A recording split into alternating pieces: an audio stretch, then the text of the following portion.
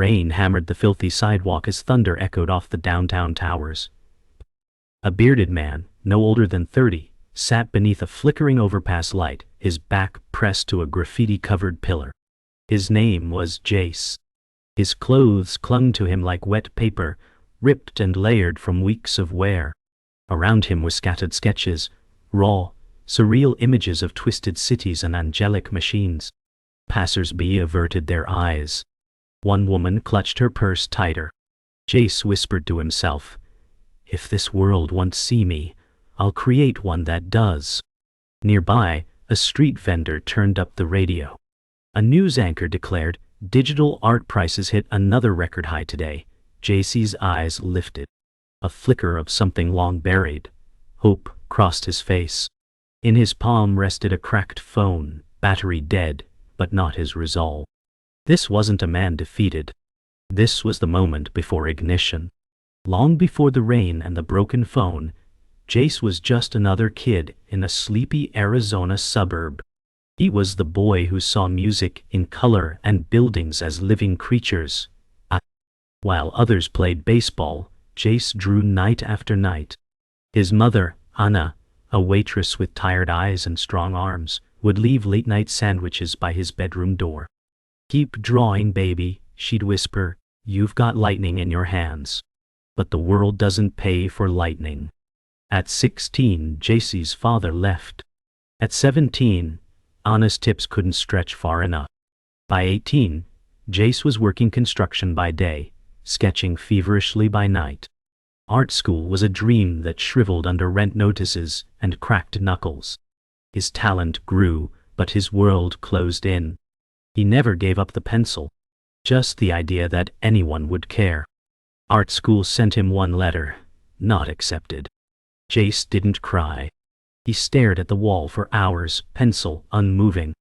Then, in silence, he started drawing over the rejection letter itself, turning the words into monsters, swords, broken wings. That night, his mother found him asleep on the floor, ink stains across his hands, the paper half crushed beneath him. She didn't wake him. She simply picked up the letter-turned canvas and placed it gently in a shoebox of his drawings. By 20, Jace had moved out, bouncing between couch floors and day jobs. His mother's health declined. Her voice became raspier, her hours longer. He stopped showing her his work. Not because he stopped creating, but because he hated watching her hope. The downward spiral wasn't dramatic. It was slow. Jace lost one job, then another. A mistake on a forklift cost a company thousands. He wasn't fired, just quietly erased. Rent vanished. Friends ran out of couches. His mother, hospitalized for pneumonia, couldn't help. And then one night, he ran out of places to sleep. The first night on the street was the hardest. Cold metal benches, distant sirens, hunger like fire in his stomach. He sketched in the dark with a stolen golf pencil, using napkins from a diner. Not for beauty. For survival. When morning came, he was invisible. Months passed. The city hardened him. He learned which shelters gave bread without questions. Which streets were safe, which weren't. His sketching evolved. Faster, more primal. He filled the margins of trash and cardboard with strange worlds, distant planets, abstract machines. One day, a woman in a blue coat stopped, asked to see his drawings. He flinched, clutched them tighter. She apologized, dropped a $5 bill, and walked away. But that moment lingered. Someone had wanted to see. That night, Jace laid out his best work on the sidewalk. It wasn't a sale. It was a scream. It was the photo that changed everything. A stranger, walking home from a late shift, had snapped a shot of Jace crouched under the overpass, sketching under the rain like a man possessed. The image, raw and tragic, was posted online with the caption, "This man draws like he sees the future." Within hours, it went viral. Comments flooded in. Who is he? Where is he? Someone needs to find him. But Jace didn't know. He was still walking alley to alley, unaware that the world had noticed. Meanwhile, A young tech entrepreneur named Lydia Tam, founder of an emerging digital art platform, stared at her screen in awe. "This isn't just talent," she whispered. "This is fire." And for the first time in years, someone wasn't just watching Jace. They were looking for him. Lydia didn't wait. She reposted the image on her own platform, tagging digital art collectors, gallery owners, and influencers. She titled it, "The Unknown Genius." Her message, "If anyone finds him, I'll sponsor his first gallery." The internet exploded. Hashtags trended. Reddit threads dissected the image like it was Renaissance art. But still, no one knew his name. Jace, meanwhile, sat behind a gas station, drawing on the back of old flyers, using charcoal made from burnt wood. He was a ghost, with gold in his hands. Lydia organized a team to search the area where the photo had been taken. "We're not just looking for a man," she told them. "We're chasing a signal from a different world." 3 days passed. Then a volunteer named Ray spotted him near a soup kitchen, thin, cold, bent over a crumpled sketchbook. "Excuse me," Ray said gently. "Are you the guy in that photo?" Jace didn't answer. He didn't trust smiles. Ray offered him a warm meal and held out a tablet with Lydia's message. Jace blinked. "They're looking for me," he muttered. Ray nodded. "They think your art could change the digital world." Jace laughed bitterly. "They think art saves people. It doesn't." But still, he followed. Hunger tugged him forward, but deeper, something else did too. A fragile pulse, hope awakening from its coma. Jace sat awkwardly in Lydia's office, shivering under a clean hoodie someone had given him. The walls were covered in vibrant digital displays, glitch art, AI portraits, crypto canvases. Lydia entered quietly, a soft smile on her face. "I've been looking for you," she said. Jace looked around. "This isn't my world." Lydia walked closer, holding one of his rain-drenched sketches, now laminated. "Maybe not, but it's about to be." She offered him a tablet. "Ever heard of NFTs?" Jace blinked. "Oh, is that like a disease?" Lydia laughed. "It might be, but in the right hands, it's a revolution."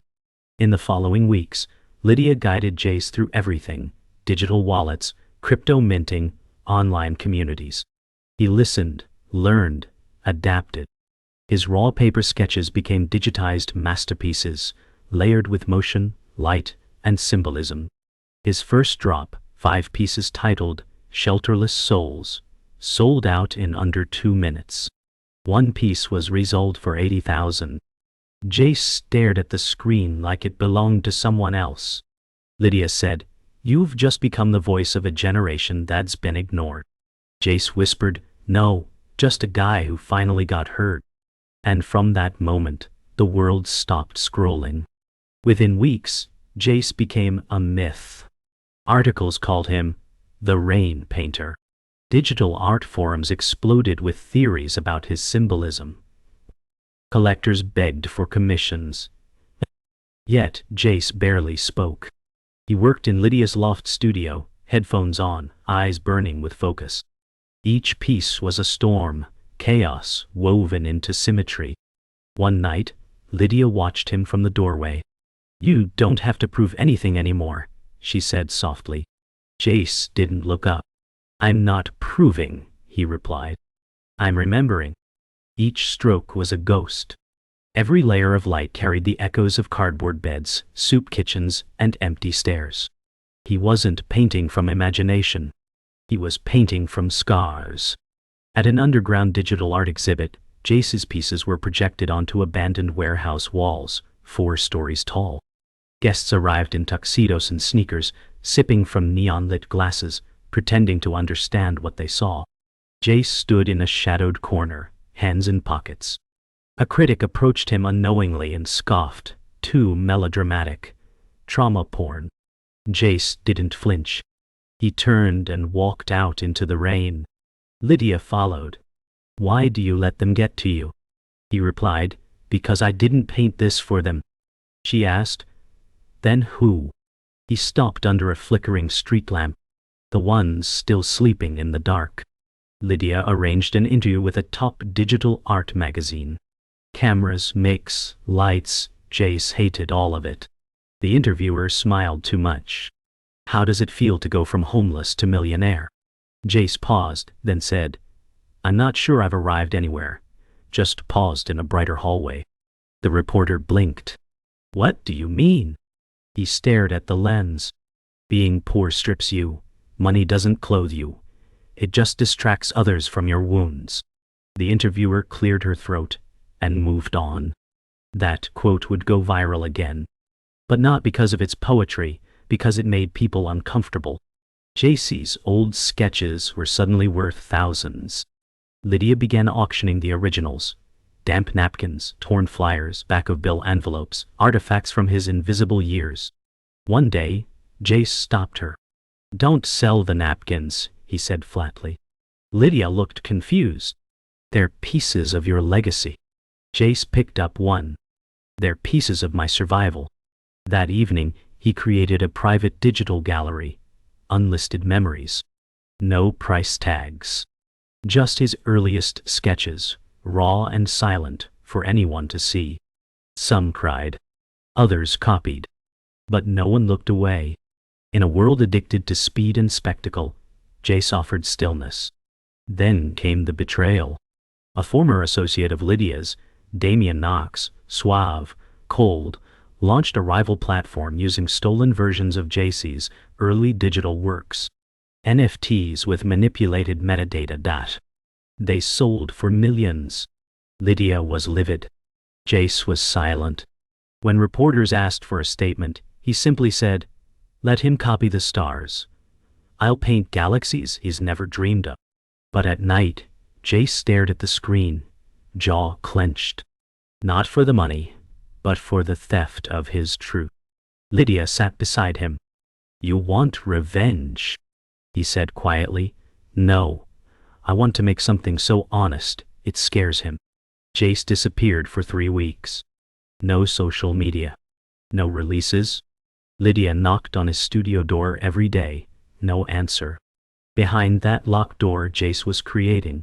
Alone with his memories, his anger, and his desire to rise, he painted with obsession. No music. Just the hum of his tablet, the tap of stylus on glass. He called the new series Proof of Pain. Each piece was a moment, sleeping behind dumpsters, being spit on, the night his mother died alone in a hospital bed, while he waited in a shelter line. When he finally emerged, eyes bloodshot, he said, I'm done. Lydia looked at the screen. She wept. Lydia unveiled Proof of Pain through a one-night-only immersive show. Soundscapes of street noise, hospital machines, cold wind, played while Jace's visuals swirled across giant domes. No influencers. No buyers. Just people. A man in a wheelchair rolled silently through a tunnel of images. A teenage girl held her breath in front of a piece titled Mother's Hands. No price tags. No sponsorships. Lydia whispered, This isn't a launch. It's a confession. Jace stood in the crowd, anonymous, his hoodie pulled low. For the first time, he saw people cry not for him, but with him. The morning after the show, Jace woke to a flood of messages. Not from collectors, but from strangers. Your piece saved my life. That was my father's story. Now I see them. The ones I walked past. For the first time, Jace replied. Not with words, but with sketches. He drew what they felt. One message came from a man who lived in the same shelter Jace had once used. Your art made me feel seen. Jace printed the message, taped it above his screen. Lydia asked, What now? He said, Now I build a place for others to speak. Jace launched the Mirror Project, a digital residency for unhoused or marginalized artists. No resumes. No portfolios. Just stories. He partnered with shelters and community centers. Each selected artist got gear, guidance, and one spotlight release. The first was an Afghan refugee named Samira, whose work echoed war and silence. Her collection sold out. News spread. Critics asked if this was charity or activism. Jace said, "It's neither. It's repair." The world leaned in. He wasn't just a former homeless man who made it. He was building a platform so others could leap even further. Lydia entered Jace's studio late one evening to find him gazing at a blank canvas. "What are you thinking?" she asked. He replied, "I think I finally believe I'm not alone." She sat beside him in silence. Then he said, "I want to go back. To the street. Not to live. To remember." That weekend he walked alone through the alleys and shelters of his past, now not as a ghost, but as a witness. He handed out prints to people who still slept on benches. One man said, "You drew this? Looks like my dreams." Jace smiled for the first time in years. Not because he was rich, but because he was real. An email arrived with a subject line that stopped Jace cold. Annavale Estate Notice. His mother, Diol. Long gone, yet still tethered to him in a legal file. Lydia read over his shoulder in silence. The message explained that a small safety deposit box in Phoenix had been found, registered under his mother's name. 2 days later, they flew out. The bank clerk opened the box slowly. Inside, a sealed envelope, an old cassette tape, and a shoebox filled with Jace's earliest sketches. On the envelope, Anna had written, "For when he's ready to forgive the world." Jace didn't cry. He just touched the box, like it was still warm. Back in his studio, Jace sat cross-legged, cassette tape spinning in a dusty old player Lydia found on eBay. Anna's voice filled the room. "My Hijo, I always believed you'd find your way. You saw the world in shapes no one else understood. If this tape reaches you, it means you didn't give up. I'm proud of you. Not for your art, but for your heart." The tape clicked off. Silence. Then Jace opened the shoebox. His 7-year-old sketches, dragons, cosmic cities, his mother in superhero capes. Lydia put her hand on his. "She knew you were different, and she protected that." Jace whispered, "She never stopped." That night, Jace worked on something new. Not dark. Not painful. But full of color, vivid, wild, bursting like a childhood dream. He titled the collection, Anna's Universe. It wasn't about the streets. It was about before the world broke him. Robots made of sunlight. Staircases of stars. A little boy and his mom riding meteor dragons. When he revealed the series online, the response was seismic. Not just admiration, joy. One collector wrote, "This healed something in me." For the first time, Jace wasn't painting survival. He was painting celebration. A world where broken never meant unworthy. Lydia arranged for Anna's Universe to debut in a rooftop garden gallery in LA. The show opened at sunset, surrounded by vines, fairy lights, and cityscape below. No velvet ropes. No ticket gates. Just art and air.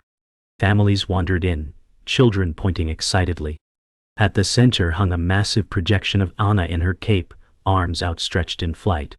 Jace stood quietly off to the side, hands in his pockets. A little boy walked up to him, tugged his sleeve, and said, "Did you draw the flying mom?" Jace nodded. The boy smiled. "She looks like mine." That was the moment. Bigger than fame. As the night ended, Lydia and Jace watched the skyline from the rooftop edge. "You did it," she said. "You made the pain into poetry." He looked at the stars. "It's not over. There's still so much to tell. But now, I know, I don't have to tell it alone." They stood in silence. Below them people danced, laughed, held hands beneath digital stars Jace had once drawn on napkins. He turned to Lydia and asked, "Do you think she would have been proud?" Lydia didn't hesitate. She already was. Jace closed his eyes, breathed deep, and for the first time since the rain, felt dry. Months passed, and the Mirror Project blossomed into a global movement. Satellite collectives formed in Berlin, Nairobi, and São Paulo. I. Jace found himself constantly invited, interviews, panels, exhibitions. But something gnawed at him. He was spending more time talking than creating. One night, he stared at a blank canvas for hours. Lydia noticed the shift. "You're drifting," she said gently. Jace replied, "I became a voice, but forgot I was an artist first." She nodded. "Then, let's find your silence again." They left the city the next day. No phones, no signals. Just a cabin in the redwoods, paper, pencils, and breath. The forest was quiet. No screens. No signals. Just wind, birds, and time. Jace hiked alone, sketchbook under his arm. He drew twisted trees that looked like dancers. Streams that shimmered like liquid glass. His lines grew softer. Less pain, more presence. One morning, he sat on a mossy rock and drew a memory, not of hunger or fire, but of a moment with his mother, her hands brushing his hair as a child. When he returned to the cabin, Lydia smiled. "You look lighter." He grinned faintly. "I forgot art wasn't born from suffering. It's born from seeing." Jace returned with a new series, one no one expected. It was called Stillness. No trauma. No rage. Just wonder. Soft shapes, warm palettes, dreamlike sequences. It puzzled some, disappointed others, but deeply moved those who needed it. A teacher wrote, "I show these to my students when the world feels too loud." Jace didn't chase sales. He didn't care. He simply created. Lydia watched him with pride. "You're not just healing yourself," she said. "You're giving people a place to rest." Jace replied, "Not everyone needs to scream. Some just need a whisper." Then came the invitation Jace never expected. The Louvre. A global contemporary showcase. He walked the marble halls like a ghost in a dream. His piece, Sanctuary, was displayed in the center, a glowing 3D sculpture of a small boy curled inside a digital womb of light and paper. Across the room, next to Monet and Kandinsky, a former homeless man's truth pulsed with quiet power. Lydia squeezed his hand. She would have lost her mind seeing this. Jace looked up at the vaulted ceiling. Maybe she is. That night, the art world changed. Not loudly, but permanently. As the exhibit closed, Jace slipped away from the cameras and the applause. He wandered through Paris alone, hands in his pockets, sketchbook under arm. He sat by the Seine, watching the river roll by. He drew a single line. Then, another. Simple. Free. One.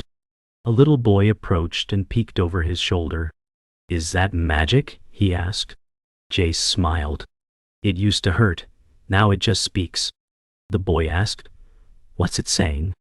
Jace tore the page, handed it to him. "You tell me." As the boy ran off holding the page like treasure, Jace leaned back, finally light. Years passed. Jace became a mentor, not a celebrity. He taught workshops under bridges and in schools, blending digital tools with raw emotion. He told students, "Your pain is not your value, but it is your voice if you choose to share it." The Mirror Project blossomed into a foundation with dozens of global chapters, funding thousands of artists from overlooked corners of the world. Jace rarely gave interviews. When asked why, he'd say, "Art doesn't need me in the spotlight. It just needs me in the room." But his presence mattered. Young artists clung to his words like gospel. One student, shy and stuttering, handed him a painting and said, "I didn't think I could exist in the world until I saw you." Jace paused, looked at the trembling hands, and said, "You don't just exist, you belong." Each time he passed along what he'd learned, a part of his pain softened, alchemized into something useful. Yet every few months he'd vanish, to a forest, a rooftop, an alley, to remember who he was before the world finally listened. One rainy afternoon, Jace returned to the alley where it all began. The overpass hadn't changed. Its damp cement, faded graffiti, and the buzz of flickering street lamps all felt frozen in time. He knelt in the exact spot he once sat under tarpon thunder, the sketchbook long gone but not forgotten. In his hand, a sealed envelope. Inside, a drawing from years ago, Jace under rain, surrounded by light. On the back, "To the one who's still out there, don't stop." He pressed it gently against the wall and stood. Just then, across the street, a teenager watched, sketchbook clutched, eyes wide. Jace met his gaze, nodded once. The boy blinked, as if unsure if it was real. But in that instant, something passed between them. A silent legacy. As Jace turned and walked into the storm, the boy crossed the street slowly, picked up the envelope, and smiled. The cycle had begun again. It always would. Word spread that Jace had revisited the alley, and for the third time in his life the internet erupted. But this time, it wasn't with hunger for spectacle, it was reverence. Artists posted tributes in hundreds of languages. Students painted his likeness in underpasses and abandoned train cars. Formerly unhoused creators shared stories of how the Mirror Project saved them. "He didn't just give me tools," one artist wrote, "he gave me back my name." But Jace didn't see the noise. He was high in the mountains, bare feet on rock, painting with his fingers and rainwater. No Wi-Fi. No platforms. Just wind and light. Lydia fielded the press. "He's where he always is," she told them. Not escaping, creating. A global movement had been born from his silence. Yet Jace never chased legacy. He just kept showing up to the page. That, in the end, was enough. In a quiet ceremony attended by artists, activists, and families, Lydia unveiled the permanent installation at the National Museum of Modern Culture. From sidewalk to sky. A cavernous space where visitors could walk through Jace's past, his original napkin sketches encased in light boxes, projections of Anna's universe soaring overhead, and a digital carousel of artists from the Mirror Project. In the final room, a voice recording played softly, Jace reading from his journal, "We are not lost. We are just waiting to be seen." Some wept. Others sat silently, hands clasped. One curator whispered, "He didn't build an empire. He built a mirror." His art wasn't confined to frames. It breathed in the people who passed through, changed by what they saw in themselves. Outside, a bronze plaque read, "Jace Vale, artist, witness, catalyst." Twilight fell in a different city. New skyline. New shadows. A young artist sat cross-legged on the curb, a rough sketch taped to a lamppost behind them. Their hands were shaking. Pencils smudged. They didn't know if anyone would stop. Then, a stranger paused. Kneeling, they studied the drawing, smile softening. "Did you draw this?" The artist nodded, nervous. "It looks like someone I once knew," the stranger said. "Someone who made the world feel less cold." The artist's eyes widened. "Was he real?" The stranger smiled. "Oh yes, realer than most." The artist handed over the sketch. "You can have it." The stranger took it like a relic. As they walked away, the artist picked up another sheet, sharpened their pencil, and began again. The city hummed. The stars blinked on. Somewhere in between them, a legacy kept breathing, not as a name on a wall, but as a whisper in the hands of those still drawing in the dark.